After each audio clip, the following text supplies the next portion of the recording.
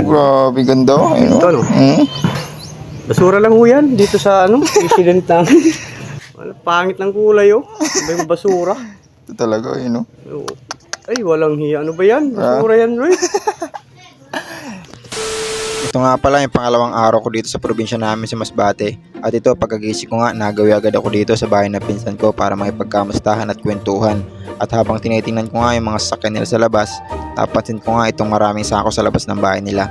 Akala ko nga yung mga graba o lupa lang. Nung pinakita niya nga sa akin, ito nga pala yung mga laman yan. Grabe ganda. Ayun, Ito, no? Basura lang ho yan dito sa president namin. Wala, pangit ng kulay, oh. Iba yung basura. Ito talaga, yun, no? Oo. Ay, walang hiya. Ano ba yan? Basura yan, Roy. Dito niya nga pala tinatrabaho yung mga ginto na namimina niya. Yung ibang mga nakadikit sa bato, dinudurog niya para matanggal sa pagkakadikit. Medyo mahaba nga rin pala talaga yung proseso niyan bago mo makuha yung pinakaginto. Iba talaga dito sa probinsya. Basta masipag ka, buhay na buhay ka. At pagkatapos ko nga doon may pagkwentuhan, nandito naman ako sa may pinipwestuhan namin magpipinsan.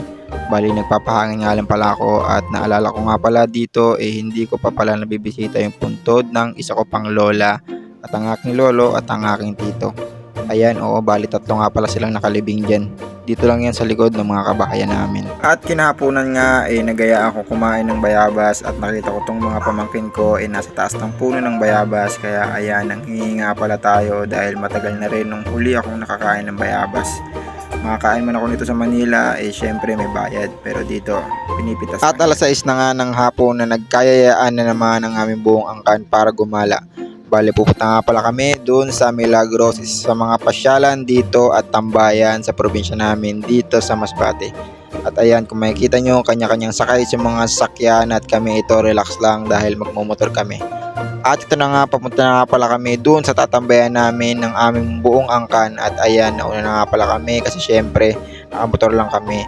At ayan, ilang minuto lang, nandito na nga rin palagad kami at waiting muna kami sa kanila para kompleto ang aming pamilya. At ilang minuto lang, dumating na rin sila.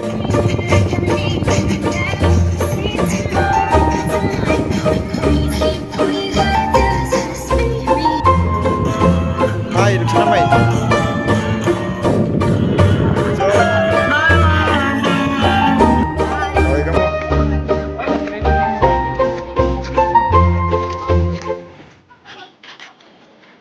Ang kaway.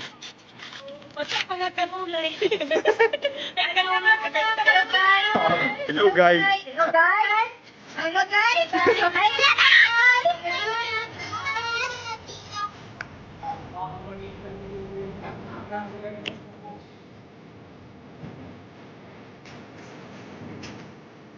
Amit ba?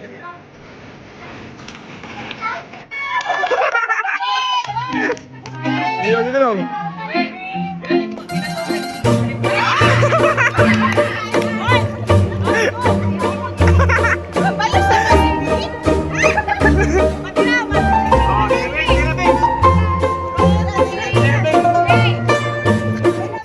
So after nga namin dyan tumambay ng mga ilang oras, ayan, uuwi na rin kami at yun lang for today's video. Thank you for watching. Peace out. Bye bye.